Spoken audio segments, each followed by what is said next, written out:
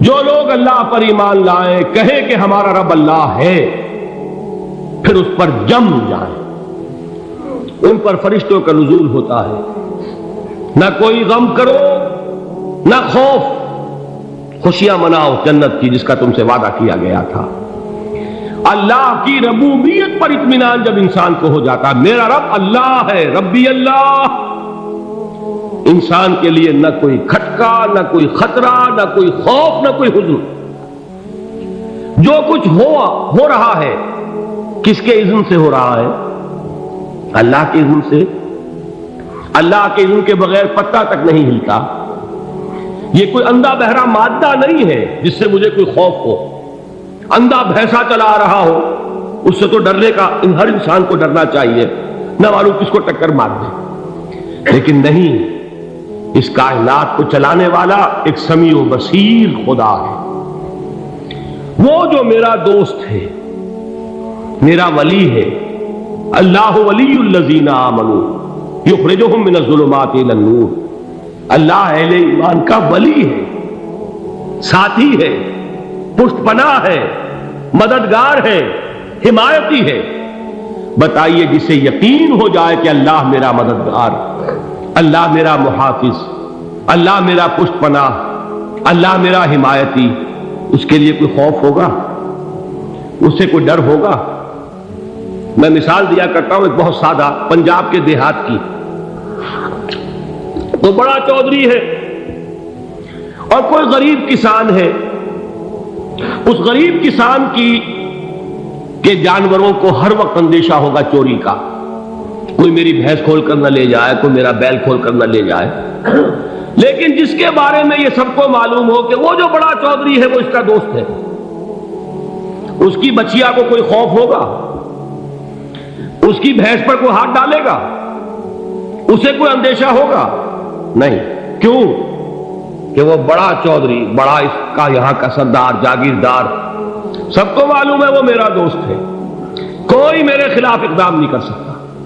اس دنیا میں یہ چھوٹی سی بات اگر آپ کے دلی اطمینان اور سکون کا باعث بن سکتی ہے تو ذرا تصور کیجئے۔ میں لفظ تصور استعمال کروں گا صرف اس لیے کہ اس کا ہم جس کو کہتے ہیں ادراک اور شعور کر نہیں سکتے، اگر کے ساتھ کر سکتے۔ اگر یقین ہو کہ اللہ میرا مددگار اور یقین ہو کہ اللہ ہر آن میرے ساتھ ہے، پھر کوئی خوف؟ کس کا خوف؟ کوئی شے اللہ سے بالا تر ہے؟ کوئی قوت اس سے زیادہ طاقتور ہے؟ کوئی اس کے ارادے کو بدلنے والا ہے؟ کوئی اس کی مشیت کے آڑے آنے والا ہے؟ یہی بات ہے جو حضور نے فرمائی، یہ ایمان کا حاصل ہے لب لباب،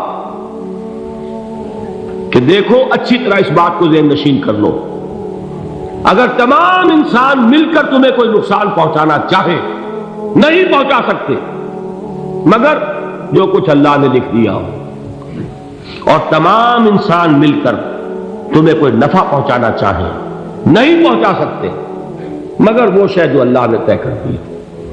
آپ پھر میں کہوں گا ذرا طاری کیجئے، اسے فرض کیجئے، اسے سوچئے، اگر اس حدیث پر ہمارا دل ٹھکا ہوا ہو تو کسی سے ڈر ہوگا؟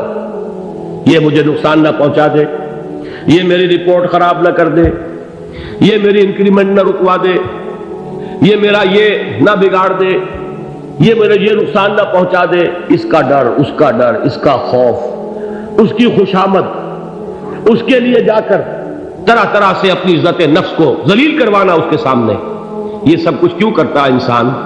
جب سمجھتا ہے کہ اس کے ہاتھ میں میرا کوئی نفع ہے، اس کے ہاتھ میں میرے لیے کوئی ضرر ہے، یہ مجھے کوئی غضب پہنچا سکتا ہے، یہ مجھے کوئی نقصان پہنچا سکتا ہے، یہ میرا کوئی کام بنا سکتا ہے، یہ میری کوئی ضرورت پوری کر سکتا ہے، اسی کا نام شرک ہے۔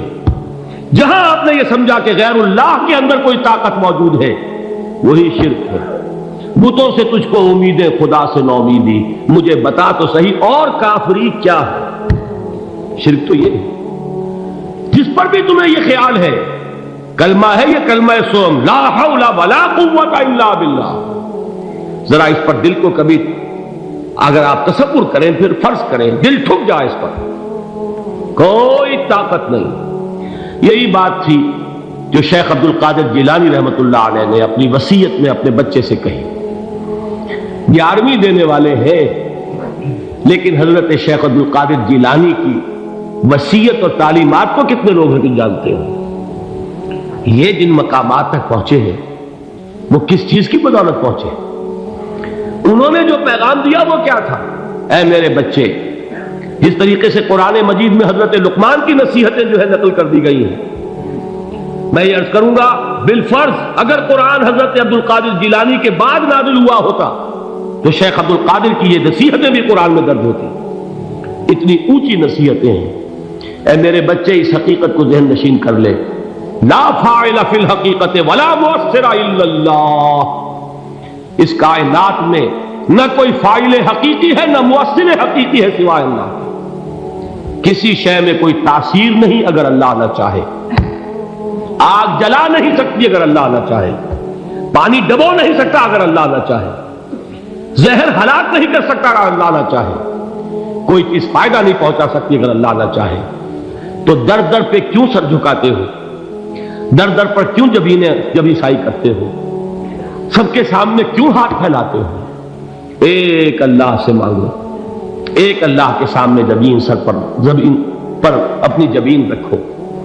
لا فاعل فی الحقیقت ولا مؤثر الا اللہ. نظر آتا ہے ہمیں کہ پانی پیاس بجھا دیتا ہے.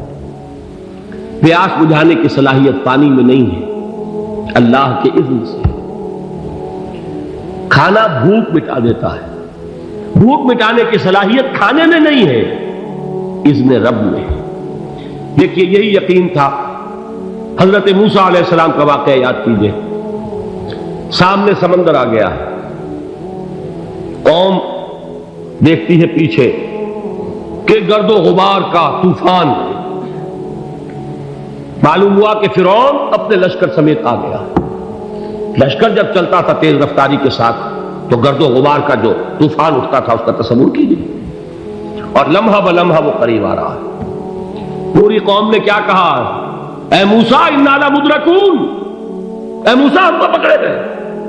قرآن مجید نے تو یہاں وہ باتیں نہیں لکھی ہیں، لیکن تورات میں یہ درج ہے کہ بنی اسرائیل جھگڑنے لگے، دست و گریبان ہو گئے موسیٰ کے ساتھ. موسیٰ ہمیں یہاں مروایا لا کر، اس سے تو ہم ہی بہتر تھے. وہاں کھانے کو ملتا تھا، زندگی تو تھی، بیگار ہم کر رہے تھے، موت تو نہیں تھی. اب جو کچھ ہوگا اس کا تصور کرو، جس طریقے سے ہمارے ٹکڑے اڑائے جائیں گے. تو لڑ رہے ہیں حضرت موسیٰ علیہ السلام سے. یہ تورات کی تفصیل ہے. قرآن میں صرف اتنا آیا ہے، پریشان ہو کر انہوں نے کہا انا لمدرکون. موسیٰ ہم کو پکڑے گئے. اس وقت موسیٰ کا جواب کیا ہے؟ کلا ان معی ربی سیہدین. نہیں، میرے ساتھ میرا رب ہے، وہ راستہ دے گا. بتائیے کہاں راستہ نظر آ رہا ہے؟ یہ ہے ایمان بالغیب. راستہ نظر نہ آئے تب اللہ پر یقین ایمان ہے. جیب میں پیسے ہوں اور تب دل کو اطمینان ہے تو ایمان کس پر ہوا؟ پیسے پر، اللہ پر نہیں.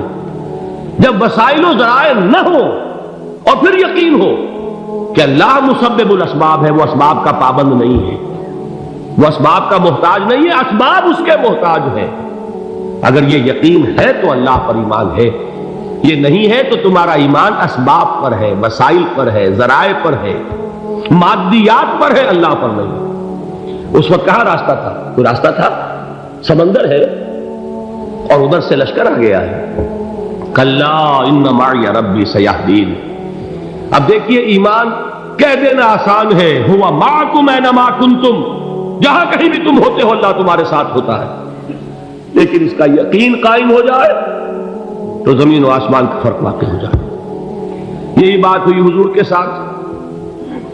غار ہے، چھپے ہوئے ہیں محمد رسول اللہ اور آپ کے وہ یار غار ابو بکر صدیق رضی اللہ تعالی عنہ. اقبال نے حضرت ابو بکر کی شان میں چند اشعار کہیں صرف، لیکن واقعہ یہ ہے کہ بھاری بھاری نظموں پر اور قصیدوں پر بھاری ہے. طویل ترین نظمیں اور قصیدے ہوں ان پر بھاری ہے. ہمتیں ابو بکر کی ہمت جو ہے کشت ملت را چو ابر، جیسے بارش سے کھیتی اپجتی ہے، ابو بکر کی ہمت اور عزیمت اس امت کو اسی طرح سینچنے والی ہے۔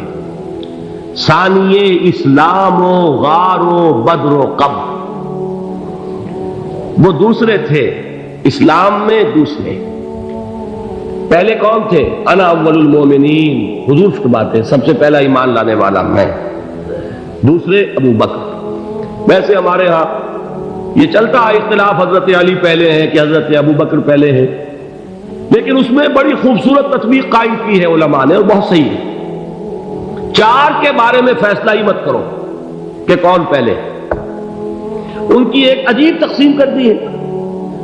آزاد مردوں میں، بالغ مردوں میں سب سے پہلے ابو بکر، بچوں میں سب سے پہلے علی، خواتین میں سب سے پہلے خدیجہ، اور غلاموں میں سب سے پہلے زید بن حارثہ۔ بڑی پیاری تقسیم ہے، یہ چاروں ہی پہلے ہیں، ہر ایک کے لیے اولیت ہے۔ اور واقعہ یہ ہے کہ اگر زمانی اعتبار سے تعین ہوگا تو پہلے خدیجۃ الکبریٰ آئیں گی رضی اللہ تعالی عنہ، کسی اور سے بات کرنے کی نوبت بعد میں آ سکتی ہے، پہلے تو اہلیہ محترمہ سے بات ہوئی، آتے ہی پہلی وحی ہوئی ہے، ابھی تبلیغ کا حکم نہیں تھا، کس کو بتایا واقعہ؟ ابھی اپنی نبوت کی تبلیغ کا تو حکم ہی نہیں آیا، واقعہ کس کا ہے؟ وہ خدیجہ کا ہے۔ جب کہا ہے کہ خشیت علی نفسی، مجھے اپنی جان کا اندیشہ ہے، تو کیا جواب دیا خدیجہ نے رضی اللہ تعالی عنہا؟ وہ صدیقۃ الکبریٰ ہے، صدیقات جو ہے خواتین ان میں چوٹی پر خدیجۃ الکبریٰ ہے رضی اللہ تعالی عنہا، اور صدیق جو مرد ہیں ان میں صدیق اکبر ہے ابو بکر صدیق رضی اللہ تعالی عنہ، لیکن صدیقات میں چوٹی پر۔ جب حضور نے فرمایا خشیت علی نفسی، کیا فرمایا، کیا عرض کیا، کیسے تسلی دی؟ نہیں نہیں، اللہ آپ کو ضائع نہیں کرے گا، آپ غریبوں کے ہمدرد ہیں، آپ مساکین کے تکالیف رفع کرنے والے ہیں، آپ بیواؤں کی سرپرستی کرتے ہیں، آپ مسافروں کی خدمت کرتے ہیں، اللہ آپ کو ضائع نہیں کرے گا۔ یہ یقین ہے اس خاتون کے اندر۔ خیر وہ ایک علیحدہ بات ہو جائے گی۔ میرے دل پر حضرت خدیجہ رضی اللہ تعالیٰ عنہ کی شخصیت کا بڑا گہرا نقش ہے، جو وہ کوئی اور ہی وقت اور موقع ہوا تو بیان ہوگا۔ بہرحال اقبال نے ایک مصرے میں جو چار اولیتیں جمع کر دی ہیں، ہمت او کشت امت را چو ابر، ثانی اسلام و غار و بدر و قبر۔ اسلام میں حضور کے بعد پہلے کون؟ ابو بکر۔ غار میں حضور کے ساتھ کون؟ ابو بکر۔ بدر کی رات اللہ کا رسول سر بسجود، وہ جھاڑ، وہ گھاس پھوس کی جو جھوپڑی بنائی گئی تھی، اور وہاں تلوار ننگی لے کر پہرا دینے والا کون؟ ابو بکر۔ اور اس حجرہ عائشہ میں محمد کے بعد سب سے پہلے دفن ہونے والا کون؟ ابو بکر رضی اللہ تعالی عنہ صلی اللہ علیہ وسلم۔ وہ جو معاملہ میں سنا رہا تھا غار ثور کا، حضرت ابو بکر بھی حضور کے خیال سے لرز گئے ہیں۔ آپ کو یاد ہوگا کہ جا کر پہلے تمام جتنے سوراخ تھے انہیں بند کیا ہے، ایک سوراخ رہ گیا تھا جس کو بند کرنے کے لیے کوئی کپڑا نہیں تھا، وہاں اپنی ایڑی رکھی ہے، تب کہا ہے حضور سے تشریف لائیے، اور اپنے زانو پر حضور کو لٹایا ہے، اور وہاں کسی موذی جانور نے کاٹا ہے، حضور کی آنکھ لگ گئی تھی، اس وقت اس بل کے اندر جو بھی بچھو ہے کیا ہے واللہ عالم، اس نے کاٹا ہے، اس کی تکلیف کی وجہ سے ابو بکر کی آنکھوں سے آنسو ٹپک گئے، حضور کے چہرے مبارک پر پڑے ہیں، تو حضور جاگے ہیں، معاملہ کیا ہے؟ ایڑی نہیں ہٹائی وہاں سے، مبادا وہ جانور وہاں سے نکل کر محمد الرسول اللہ کو کوئی گزن پہنچا دے، ابو بکر کی ایڑی ہے، جس طرح چاہے کھا لے، ختم کر دے، جان نکل جائے تب کوئی آنچ آئے، محمد پر تو آئے، لیکن جیتے جی نہیں۔ وہ ہے ابو بکر۔ حضور کے خیال سے اس وقت حضور نے پھر اپنا لعاب دہن لگایا ہے، اور اس سے پھر آپ کی تکلیف ختم ہوئی۔ جیسے خیبر میں حضرت علی کی آنکھ دکھ رہی تھی، اس کو جو شفا حاصل ہوئی ہے وہ بھی حضور کے لعاب دہن سے ہوئی۔ تو بہرحال اس وقت انہوں نے کہا ہے کہ اے نبی یا رسول اللہ، اگر اس وقت ان میں سے کسی نے غیر ارادی طور پر بھی اپنے قدموں کی طرف جھانک لیا تو پکڑے جائیں گے۔ کیا جواب تھا اللہ کے رسول کا؟ لا تحزن ان اللہ معنا، اللہ ہمارے ساتھ ہے، کیوں گھبراتے ہو ابو بکر؟ یہ ہے ایمان باللہ، میرا مالک اللہ، میرا رازق اللہ، میرا محافظ اللہ، میرا مددگار اللہ، میرا پشت پناہ اللہ، میرا دوست اللہ۔ یہ دوستی ہے اللہ کی جو لب لباب ہے، حاصل ہے ایمان کا، اسی کا نام ولایت ہے۔ اولیاء اللہ کے سروں پر سینگ نہیں ہوتے، جس کے دل میں ایمان راسخ ہو چکا ہو وہی اللہ کا ولی ہے، جسے اللہ پر یقین ہو چکا ہے وہی اللہ کا ولی ہے، جسے یقین ہے اللہ میرے ساتھ ہے، میرا مددگار، میرا پشت پناہ، میرا ساتھی، میرا دوست، میرا محبوب، میرا محب۔ اللہ اہل ایمان سے محبت کرتا ہے۔ واللہ یحب الصادقین، ان اللہ یحب الذین یقاتلون فی سبیلہ صفا کانہم بنیان مرصوص۔ اللہ محبت کرنے والا، اہل ایمان محبوب، اور اہل ایمان محبت کرنے والے اللہ محبوب۔ والذین آمنوا اشد حبا للہ۔ آپ تصور کیجئے جسے یہ رشتہ ایمان یا رشتہ ولایت حاصل ہو جائے، الا ان اولیاء اللہ لا خوف علیہم ولا هم یحزنون، آگاہ ہو